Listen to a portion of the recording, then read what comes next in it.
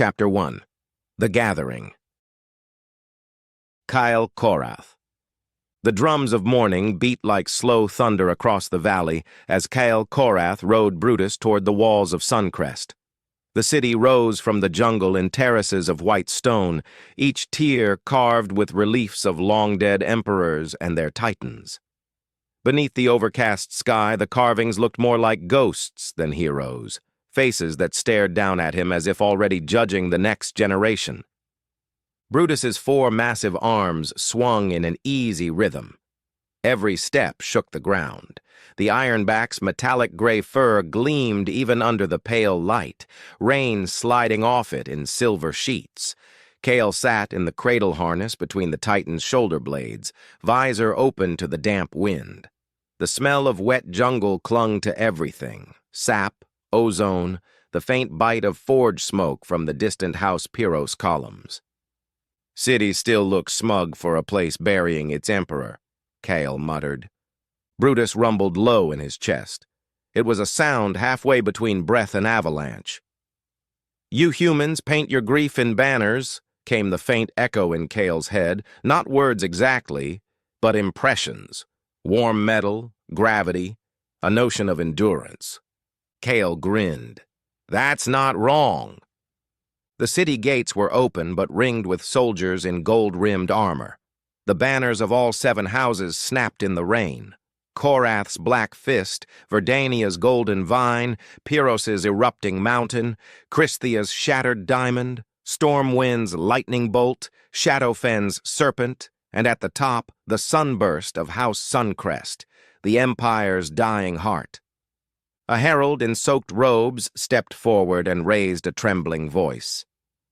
"Lord Kael Korrath, nephew to Lord Commander Vex Korrath, sworn rider of the Ironback Brutus, you are summoned to the gathering under decree of the late Emperor Aurelius." Kael saluted with 2 fingers. "Lucky me." He urged Brutus through the gate. Citizens knelt on both sides of the procession road, heads bowed. Some threw petals, others mud. The air smelled of incense and fear. Above on the terraces stood the titans of other houses, silent as statues. Their eyes, amber, emerald, ruby, and diamond, followed him. He tried not to stare back too long. Something in their gaze made his stomach feel hollow. He remembered what his uncle had said before sending him south. "Keep your head down, boy. The titans can smell arrogance." "Too late for that," Kael murmured. The Imperial Plaza sprawled before the palace like a bowl of marble and rain. At its center lay Solaris, the Goldmane Titan, kneeling beside the Emperor's bier. Even diminished by age, Solaris radiated authority. His golden fur shimmered with a faint inner light. Each breath made the incense flames gutter. Around him, the 6 remaining houses had arrayed their titans in ceremonial formation. Kael guided Brutus to his place among them. The ground trembled as the Ironback knelt. The other riders watched Kael with measured disdain, their armor polished, their expressions carefully schooled. Queen Lissa Verdania was first to speak, her voice sweet as poison. "So the North remembers to send its cubs. I feared the cold had frozen your house into extinction." Kael slid off Brutus's harness, boots splashing into a shallow puddle. "We tried." The cold survived. A ripple of muffled laughter ran through the soldiers nearby. Lissa's smile sharpened. Beside her, her daughter Mira tried and failed to hide a small grin.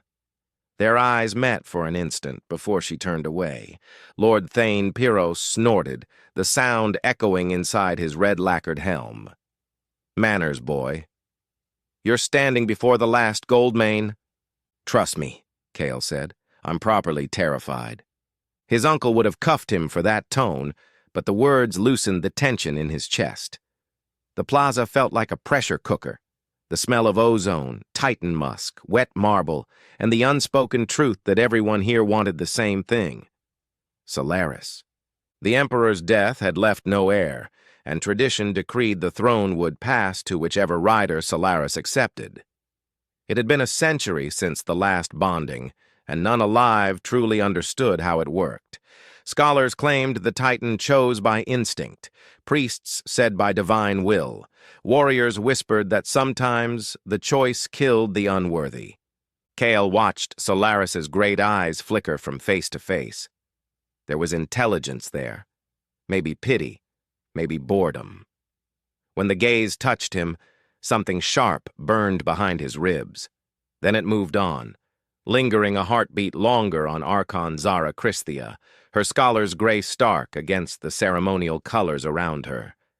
The ancient gaze shifted again, pausing on Mira Verdania where she stood in her mother's shadow, and something in the Goldmane's expression seemed almost curious. Then the moment passed, and Solaris returned to his vigil over the Emperor's body. The ceremony began at dusk. Priests in sun-colored robes circled the bier, chanting the litany of flame. The rain stopped as if commanded. Torches flared blue. One by one, representatives of each house stepped forward to lay their banners at Solaris's feet. Lisa Verdania went first, her thorn-maned Titan whisper bowing low. The Queen's voice carried over the hush. House Verdania honors the line of Suncrest and pledges life and vine to the light eternal. The ritual words sounded hollow. Kael noticed Mira standing behind her mother, jaw tight. Whisper's moss-green fur rippled, scattering droplets that glowed faintly in the torchlight. For a heartbeat, Kael swore he saw the Titan's eyes narrow, almost disapproving of the Queen's tone. Next came Thane Pyros with his magma beast, Emberclaw, steam rising from its skin even in the rain-cooled air. Then Admiral Jackson Stormwind, his sky-reacher Tempest, hovering at the plaza's edge, wings folded like sails. Then came Baroness Nyx Shadowfen, her nightcrawler Shadow, emerging from mist like a dream of darkness. Each made their vows. Each waited for Solaris's acknowledgement, and received only silence. When Kael's turn came, he hesitated. His uncle had wanted him to recite the traditional Korrath pledge, iron, duty, and obedience to the Empire. But the Emperor was gone, and obedience to a corpse felt pointless. He stepped forward anyway, boots echoing against marble, feeling hundreds of eyes on him. Brutus straightened behind him, a looming wall of gray muscle and calm. Kael bowed, not to the priests, not to the nobles, but to Solaris himself. House Korrath honors strength, loyalty, and the debts that bind the living. If the Empire still stands, it's on your shoulders, not ours. We don't bring words tonight. We bring witness. The murmurs began instantly. Lisa hissed. Thane growled something about insolence, but Kael kept his gaze on Solaris, who, he thought, was watching him too closely. For a moment, the Goldmane's fur brightened as if catching fire from within. The torches flickered. A low vibration rolled through the plaza, deep enough to rattle teeth. Every Titan shifted uneasily. The priests froze mid-chant. Solaris exhaled. The light dimmed. The vibration stopped. The silence afterward was heavier than sound. Night fell hard. The nobles withdrew to their pavilions, muttering about omens and portents. Kael remained in the plaza beside Brutus, both forbidden to leave until dawn. It was tradition for candidates to keep vigil before the Goldmane, one last test of patience. He built a small fire from broken torchwood and sat against Brutus's forearm. Rain hissed on the coals. "You think I annoyed him," Kael said. Brutus tilted his massive head. "He noticed you. That's one way to describe being almost vaporized. You spoke truth. Few do in marble cities." Kael stared into the flames. "Maybe truth's overrated. Then why do you chase it?" He smiled faintly. "Because I'm stupid." The Ironback's chest rumbled with amusement. The sound was oddly comforting. Above them, Solaris loomed, motionless. The golden Titan looked asleep, but Kael had the unnerving sense he was pretending, listening, maybe dreaming with eyes open. "Do you ever wonder," Kael said quietly, "what they think about us?" Brutus didn't answer right away. When he did, the thought that slid into Kael's mind felt like a whisper of stone grinding on stone. Always. Near midnight, the wind changed. The air thickened, charged with a metallic taste. The coals dimmed without smoke. Brutus stiffened. Across the plaza, the other Titans raised their heads, eyes gleaming. Kael stood. "What?" A wave of pressure hit, soundless, but massive. The Emperor's bier shuddered. Solaris's mane flared pure gold, brighter than any torch. The priests sleeping in the portico cried out in their dreams. Kael shielded his eyes. "Brutus." "Something wakes," came the thought, strained. Not from sleep, from memory. Solaris's gaze turned toward him again, but this time it wasn't the heavy regard of an old beast. It was focus, awareness, a fist closing inside his skull, pressure without pain, attention like being crushed by starlight. Kael felt it like the world narrowing to a single point of searing awareness. You. The word wasn't sound, but resonance, a vibration that shook his bones. He staggered back. "What?" "You speak without fear." The air thrummed, his ears filled with a roaring sea of voices too vast to separate. "We remember courage." Then the light collapsed. Darkness rushed in. Kael fell to his knees, breath ragged. When he looked up, Solaris's eyes had dimmed again, but the feeling lingered, the certainty that something ancient had looked through him and decided something. Brutus crouched low beside him, arms shielding. "Are you harmed?" Kael forced a laugh. "Define harmed." He looked around. No one else stirred. The city slept on, ignorant that its gods had just spoken. He didn't sleep. By dawn, the plaza was a mirror of puddles and soot. The priests awoke to find Kael sitting cross-legged, soaked and grinning faintly. "Did you see the light last night?" one whispered. Kael shrugged. "Lightning, probably." Brutus said nothing, but Kael could feel the Titan's unease ripple beneath the armor plates of his back. When the others returned for the morning rites, Kael stood at the edge of the plaza, watching the nobles pretend serenity. He caught Mira Verdania watching him again. There was curiosity in her eyes now, not contempt. Lyssa noticed the glance and frowned. Solaris remained unmoved, golden fur dull in the gray dawn. Yet Kael felt the pulse again deep in his chest, like a drumbeat syncing with his own heart. He wasn't sure if it was fear or calling. Part 2. Dawn scraped its gray knuckles across the terraces. The city shook itself awake. Vendors hauling shutters, gutters streaming with last night's rain, bells clanging from the temple quarter as if they could ring the empire back together by sheer insistence. Kael tightened the straps on Brutus's harness and tried not to look like a man who'd had a god speak inside his skull. A page in Suncrest livery sprinted across the plaza, splashing through puddles. "Lord Korrath, you're summoned to the inner sanctum.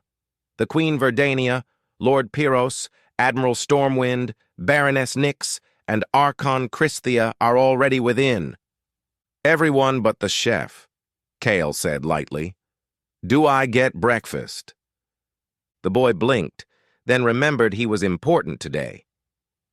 "This way, my lord." Kael stroked Brutus's forearm. "Stay." Brutus's eyes narrowed, thoughtful. "Be careful in rooms where men whisper." "Rooms where men whisper are my specialty." Kael patted the leather satchel at his hip out of habit, empty but for a whetstone and a folded scrap of his uncle's blunt advice. "If I'm not back by noon, rend the palace in half." Brutus's chest rumbled, not quite a laugh, not quite a promise. The sanctum was beneath the palace.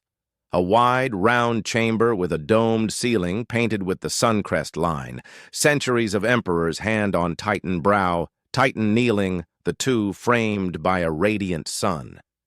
The paint had cracked along the faces, spiderweb fissures aging the divine into the ridiculous.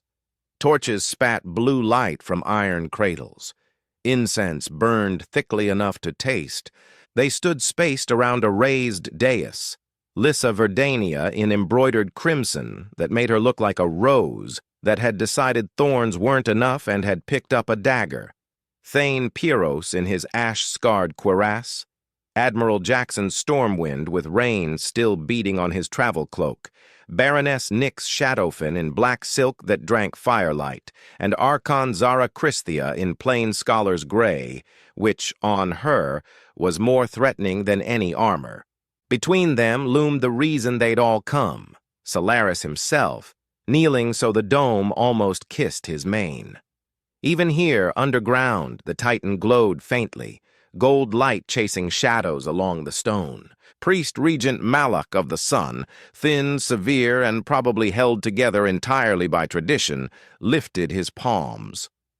By right and history, we are gathered to ask and to witness. The Goldmane yet lives. He has not spoken. He has not chosen. His eyes flicked toward Kael, a hint of irritation at the damp soldier who hadn't bothered to dry his hair. Until he does, the Empire is a wagon with 7 wheels. 6, Thane said. Shadowfen's wheel spins only for itself. Flattering, Nyx purred without looking at him. Lyssa ignored them both. Regent, delay yields instability. There are grain riots in the Green Dominion and mine strikes in the islands. Choose a test. Let the worthy prove it. By worthy, Thane said, she means Verdania first. Lyssa smiled. I mean transparency.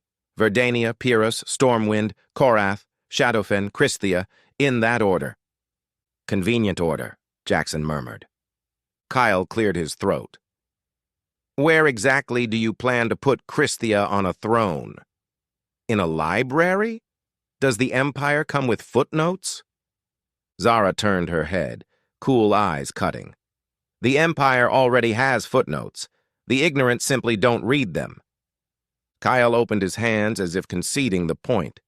I prefer the illustrated editions. Enough, Malak said, though it sounded like a prayer to his own patience. The trial of worth is not a race. It is petition. Solaris will not be rushed. You know this. We know your priests have invented a dozen trials to make it look like you're necessary, Lyssa said. I prefer older rites. The older rite, Malak said, was a cliff and a shout. We evolved. Some of us did, Nyx said softly. A murmur traced around the chamber. Solaris shifted, a sound like sand sliding over gold. Every head turned. The Titan's eyes, immense and old, moved from face to face. Kael felt, not saw, the slight recoil of the great and powerful under that gaze. It wasn't hostility. It was measurement. He tried not to remember the midnight pressure, the word that had shaken bone. You. He failed. Malak bowed, his voice softer. Goldmane, Solaris, Heart of Suncrest, Light-bearer and Veil-keeper, by our laws and our longing we ask, whom will you hear first? For a heartbeat, nothing. Then Solaris inhaled. The torches leaned toward him as if obeying wind. A warmth rolled outward. Kael braced himself for thunder inside his head. Instead, Solaris merely dipped his massive skull toward the dais, and with a delicacy that made nonsense of his size, extended one golden-knuckled hand. He touched the stone. It shivered. Lines cracked outward in a circle, spidering into a pattern. No, not cracks. It was a map. The archipelago of Pyros to the west, the Green Dominion to the south, the storm-wind shelf drifting beneath the cloud belt, the jagged scars of Korrath's northern reaches, the central sunburst of Suncrest. The map glowed. A single point brightened. here, beneath the palace, as if to say, begin where you are. Malak swallowed. The right of petition by courage, then. Each house will send its chosen into the underways. They will pair with the old wards and bring back the flame of recognition. We will see whom Solaris attends when the flames are set upon the altar. Jackson grimaced. The underways haven't been walked in a generation. That is why they are a test, Malak said. Lisa spread her hands. Verdania accepts. Thane thumped his chest. Pyros does not shirk heat. Nyx's mouth curved. Shadowfen knows the old paths. We built them. Zara nodded once. Christhia observes and survives. Jackson sighed as if he'd already regretted every decision that brought him to adulthood. Stormwind will fly the tunnels if you teach me how. Kael leaned his shoulder against a pillar. Korrath accepts. We love a good hole in the ground. Lisa gave him a long look. Do you? I was born in one, Kael said. It was drafty. Charming, she said dryly, but he saw the corner of Mira's mouth tremble near a smile where she stood just behind her mother's left shoulder, masked by protocol. Then it is settled, Malak announced. 6 petitions, 6 flames. We begin at twilight. Twilight? Jackson asked. Why do rites always prefer inconvenient hours? Because convenient hours are for commerce, Zara said. Gods keep cruel calendars. At the sound of the word gods, Solaris's head turned fractionally. The faintest tremor passed through the floor. Kael noted it. So did Nyx, whose eyes flickered with a private amusement that always made Kael want to check his pockets. The nobles filed out in swirls of silk, leather, and pride. Kael moved to follow, but a hand brushed his sleeve. Mira Verdania, quick as a whisper. Up close, Rain had loosed a strand of dark hair along her temple. What happened in the plaza last night? Kael kept his face bored. Other than the rain inventing new ways to fall? Nothing. Liar, she said conversationally. I've been called worse. I'm sure. You were awake. You were staring at him. Her gaze slid to Solaris without fully turning her head, a child trained never to give too much away in rooms that recorded the shape of ambition. Something in the air changed. Even whisper stirred. Maybe your Titan had a dream, Kael said. Do vines dream? Do stones? She shot back. Only of being thrown. He let a breath out. It's nothing I can name. I didn't ask you to name it, she said. I asked what happened. I lived. He smiled without humor. That counts for something in this city. Her eyes lingered on him a heartbeat too long. Then she stepped back into her mother's wake and was gone. Kael looked up at Solaris one more time. If you're going to pick me, he said under his breath, please do it before I have to crawl through priest holes. If Solaris had an opinion on the matter, he concealed it with the same majestic indifference as mountains. The underways were older than the palace above them, older than Suncrest, and perhaps older than the Empire's honesty about its origins. Malak led them down spiral stairs, slick with centuries, past alcoves where votive candles had melted into stalagmites of old prayers. The walls had been carved with reliefs not of emperors this time, but of titans, not kneeling, not bowed, standing, watching. Their eyes had been inlaid with some reflective stone that caught torchlight and returned it doubled, so that everywhere Kael looked, he felt observed. They reached a circular chamber whose floor was crowded with iron braziers, cold and empty. 6 tunnels mouth-opened around the room like a flower rotted into symmetry. Priests in pale robes carried torches from brazier to brazier, lighting nothing yet, simply walking the room like caretakers of a patient that occasionally remembered to breathe. Malak gestured. The underways split and coil beneath Suncrest. Each path holds a ward. Ancient devices, some say living things. that test and protect. You will each walk a distinct path. Return with the flame your ward grants, if it grants it, and set it here." He pointed to a plinth of black stone at the chamber's heart. "Solaris will attend. Whomever he attends, the Empire will attend." "Lovely," Jackson said, stroking his beard with the air of a man thinking, "Why did I not become a fisherman?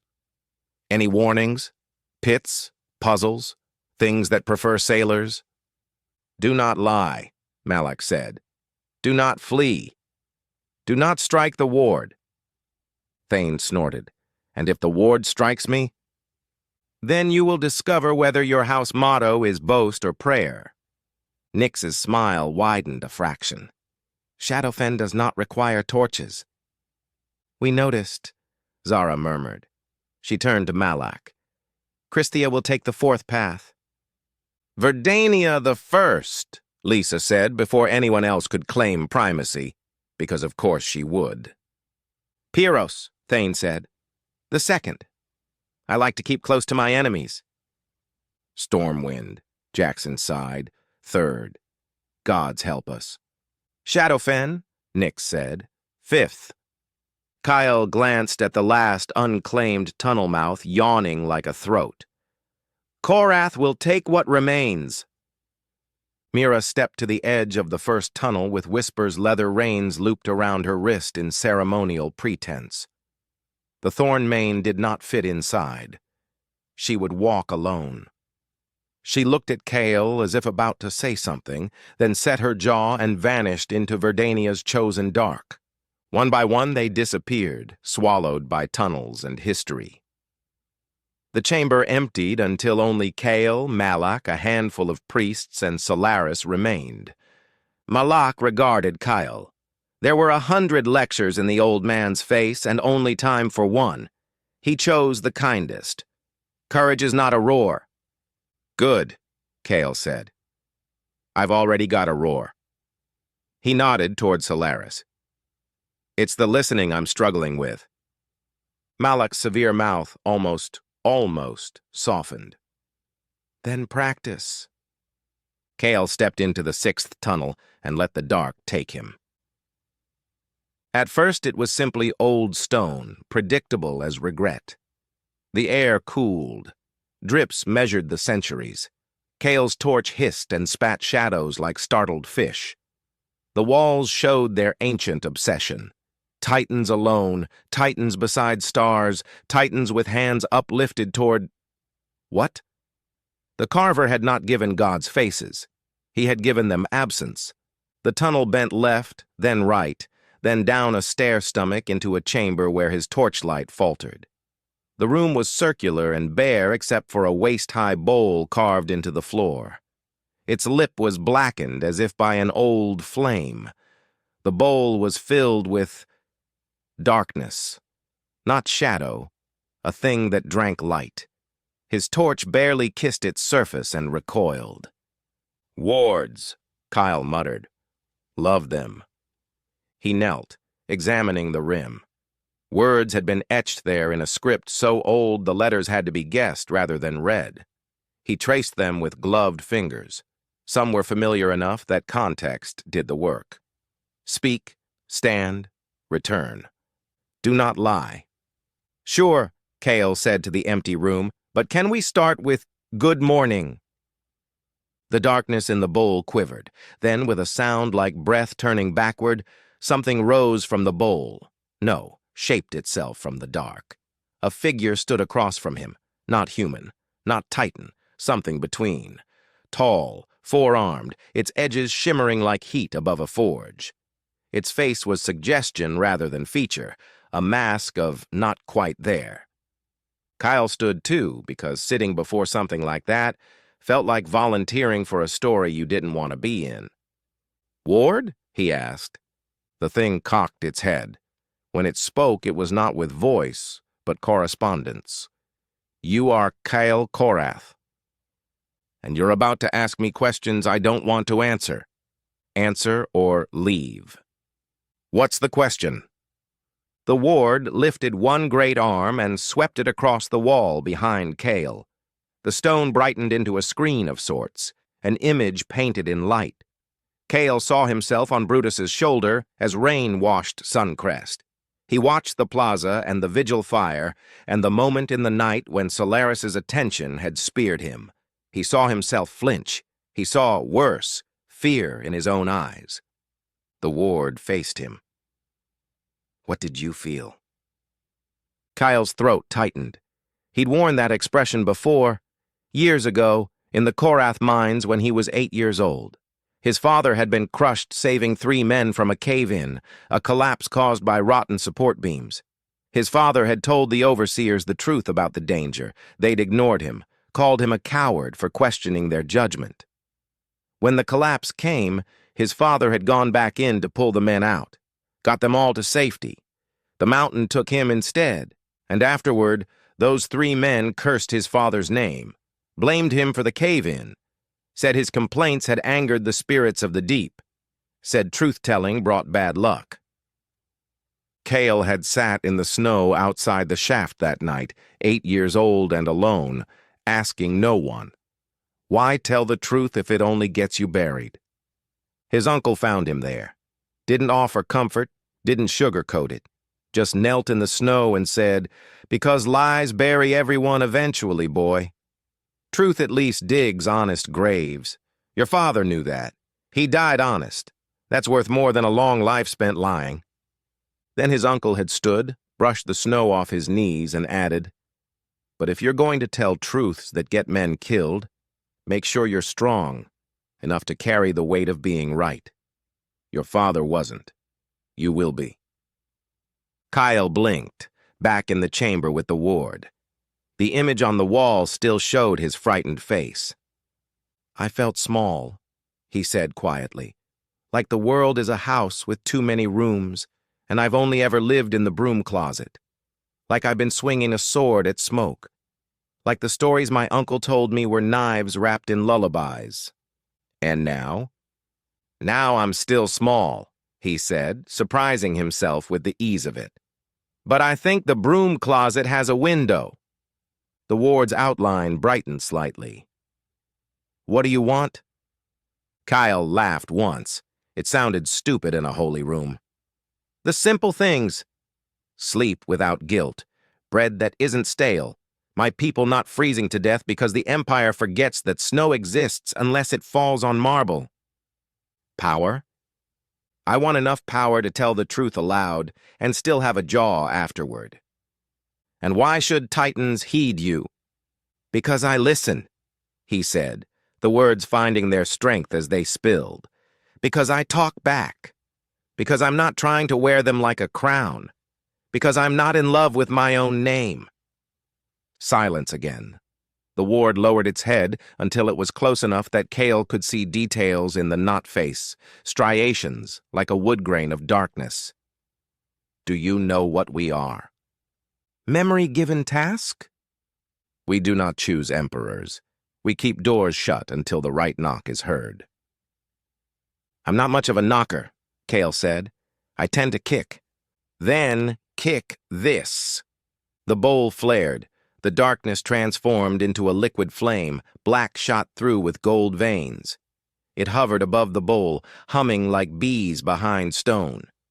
Kael reached out. Heat licked knuckles. He gathered the flame in both hands and was shocked by the weight of it. It wasn't fire. It was like holding a piece of noon. Return. Stand. Speak. Do not lie. Right. He glanced around the chamber. Is there a faster way back? Or is this one of those spiritual metaphors where the exit is through your childhood trauma?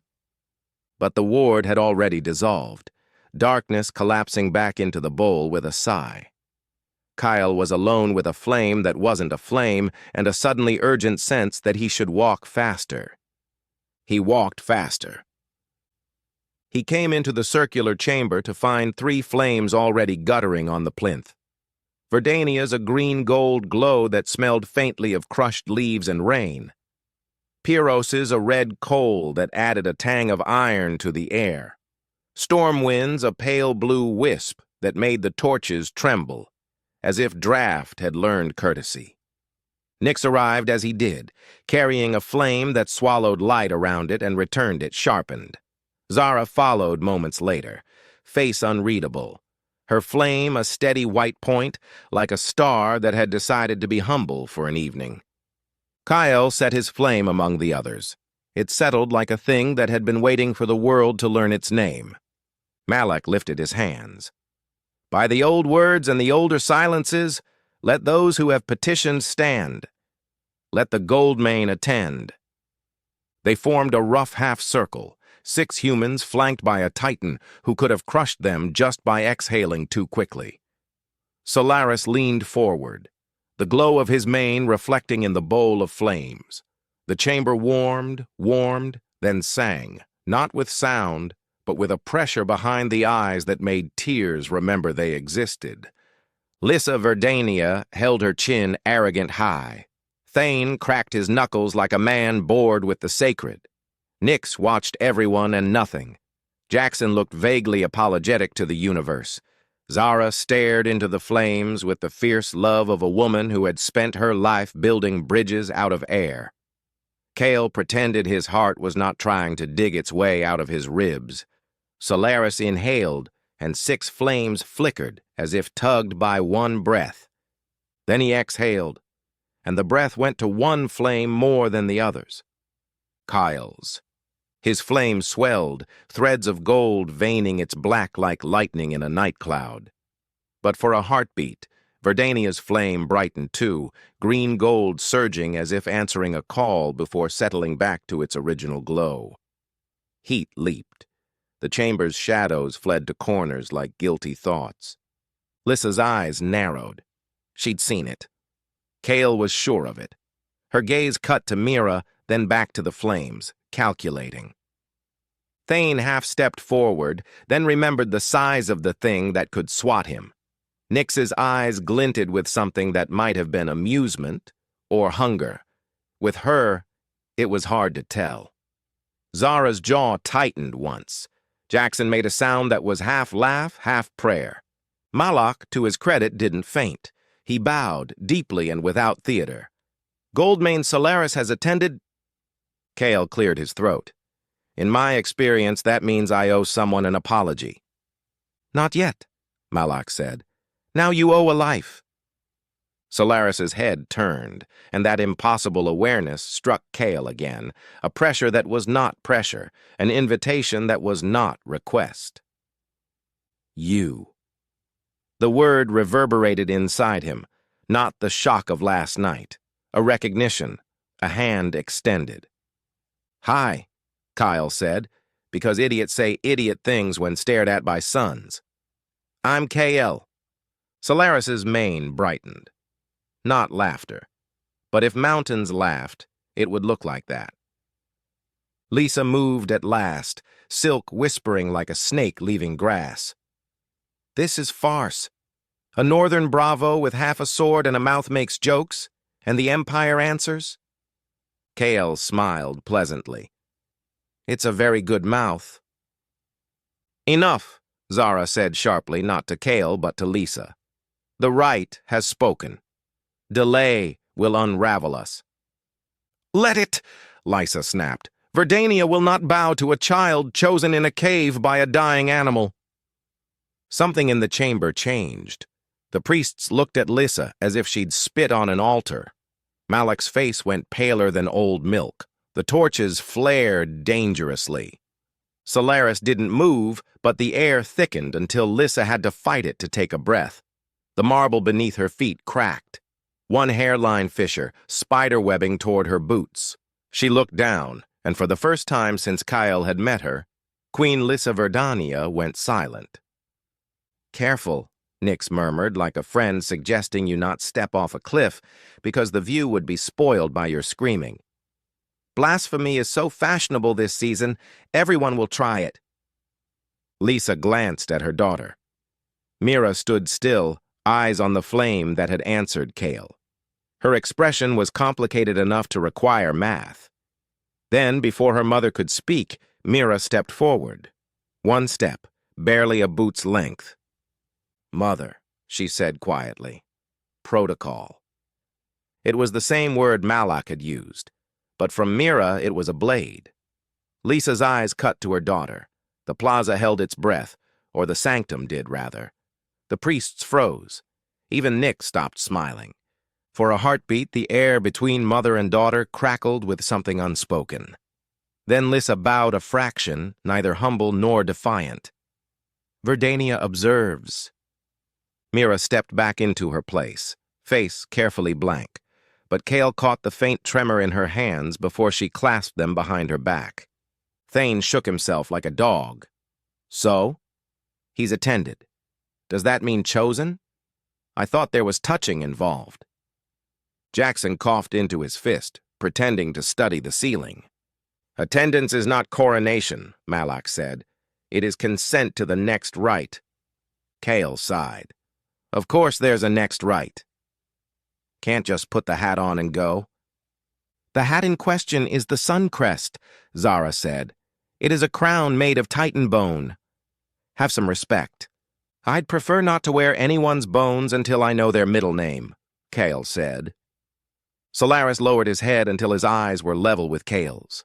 The warmth intensified. Kael felt the world narrow to that gaze, to the swirl of gold and age and something like amusement. Bridge. The word filled him. Not title, not flattery, a task. Kael's mouth had gone dry. You keep calling me things that are really heavy to carry? Then, build shoulders. He almost laughed. Working on it. Malak found his ceremonial voice again and tried to arrange his face back into the geography of certainty.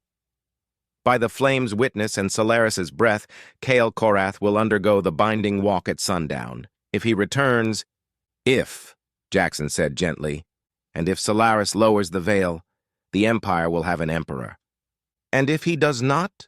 Lisa asked, her voice controlled again, though her eyes never left the crack in the marble at her feet. Then we all pray you don't kill each other before morning, Nick said sweetly. Priests began bustling in the efficient, terrified way of people who have practiced a ritual for centuries and never expected the main character to be a sarcastic northerner with damp hair.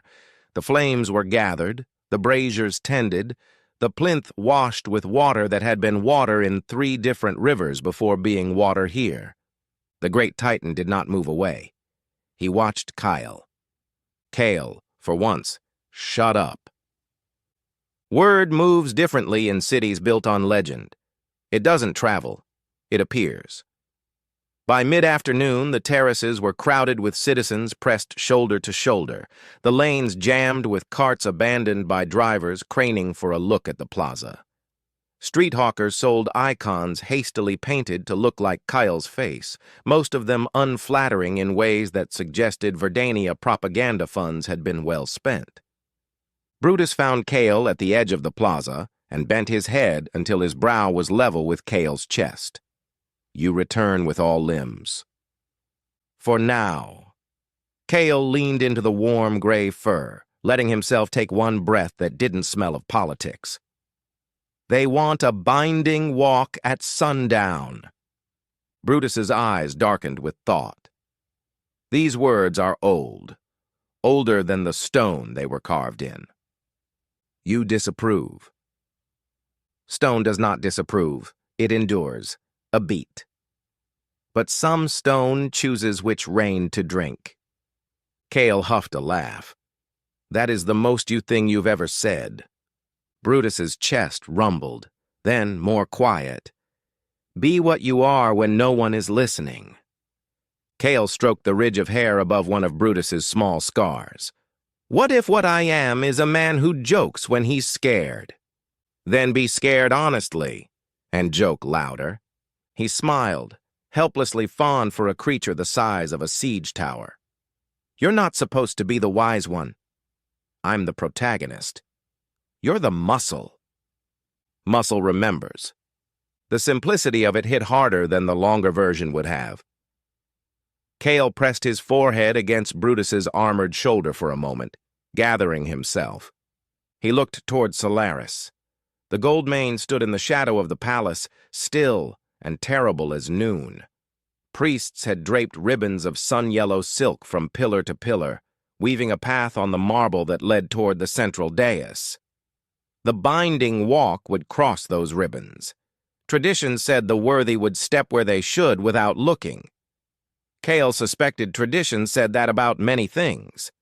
Mira came to stand beside him without preamble, like a person choosing the best vantage point at a hanging. Whisper waited beyond the colonnade, head lowered, eyes on Solaris, as if reading a book no one else could see. "Your face on the icons is unflattering," she said. "I was hoping to be remembered for my cheekbones." "Your cheekbones are a threat to the Empire." "I have a lot of those." She hesitated then. "If you fail, Lisa will move tonight." She's already had messengers to Shadowfen. Voss. Kael glanced at the far side of the plaza. Baroness Nyx's bastard son stood in a knot of black-clad men, smiling at nothing, as if eavesdropping on a conversation no one else could hear. "Wonderful.